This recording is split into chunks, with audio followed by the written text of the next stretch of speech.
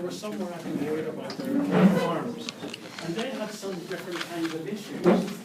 They had some problems with the type of people who were monopolizing the seed trade. In other words, they couldn't get the types of seeds that they wanted. Or they bought tomatoes and alfalfa, and they bought pak choi, and they bought, I don't know, whatever. And guess what? There was corn in every packet. That's the sort of nonsense that goes on. Okay? And they were worried about pesticides. Okay? And the effect of pesticides on the plants. But guess what? This is the problem tree. But these fed into a different problem, and I suppose if you don't have all of the varieties of maize that the farmers want to grow, they feed in here eventually to a loss of biodiversity. So you've created a problem tree. But you don't want to feed that problem. Once you've established this, and this is the most important aspect, you want to get out of this as quickly as you've created it. You created this monster, but you want to put it to bed immediately. I'm going to put you to bed. The whole idea is, sorry, I shouldn't have said that first. I meant to say this first. The whole idea in creating this problem tree is that you put the lower order problems at the bottom and you create, the most important, the ultimate problem that everybody can agree on. So this is a problem tree, but guess what? It's an upside down tree. All right? It's a tree, but it happens to be upside down. So these are your branches. The idea, ladies and gentlemen, is that you identify the causes. And where did these causes come from? They came from the community, the stakeholders, and you develop it to the effect. So all of these here are feeding through decreasing number of elements and varieties of maize into ultimately the loss of diversity. But you can't continue with your stakeholders analysis by leaving out the negative. People say, yeah man, you put it up nicely, you explained everything to us, but does that really help? What you want to do as quickly as possible to win your audience over and win the support of the community in which you want to work is to transform your problem tree into something called an objectives tree. All right?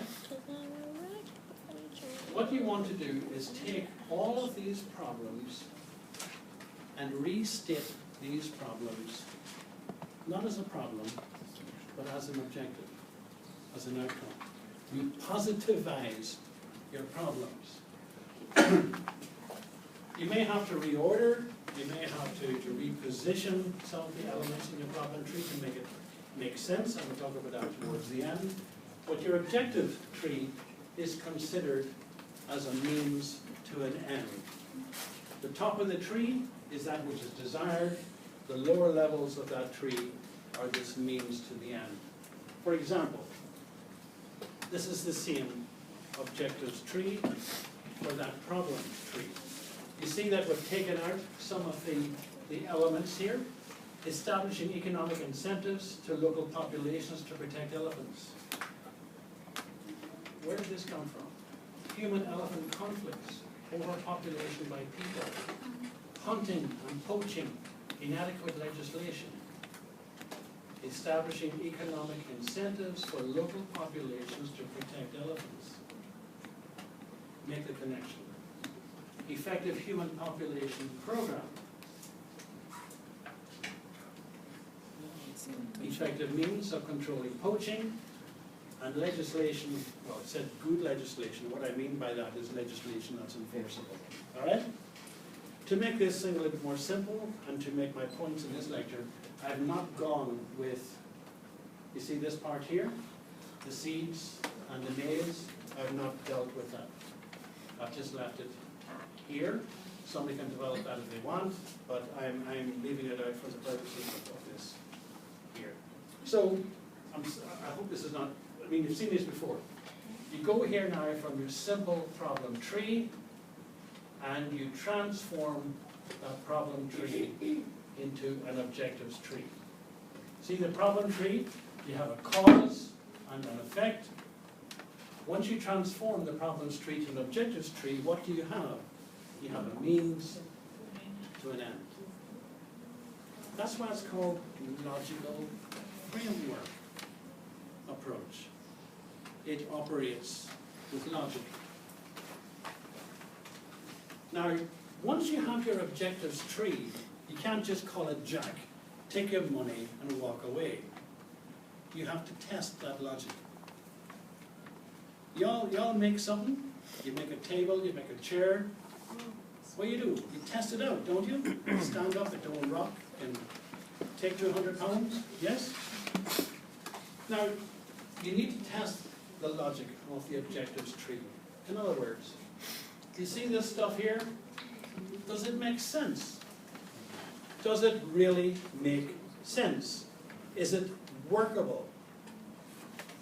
And for this, you need to use some kind of an approach, a logical kind of approach, such that if it don't make sense, you're going to know about it. My approach, the one that I prefer, is this thing called force field analysis. And I'm going to show you that.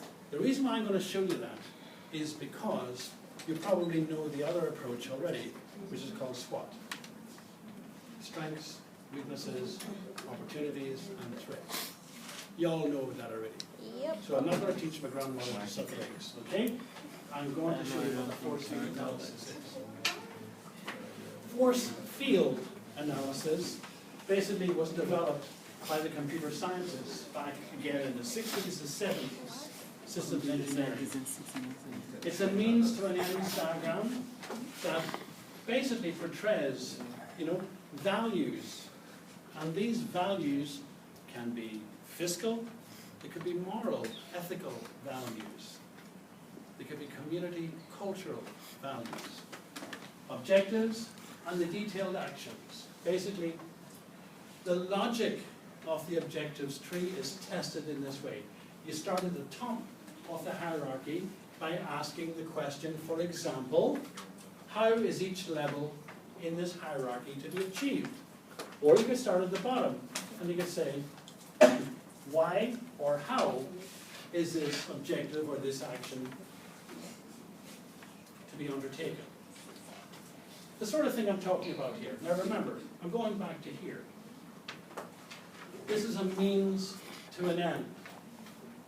The idea here is if you change these or you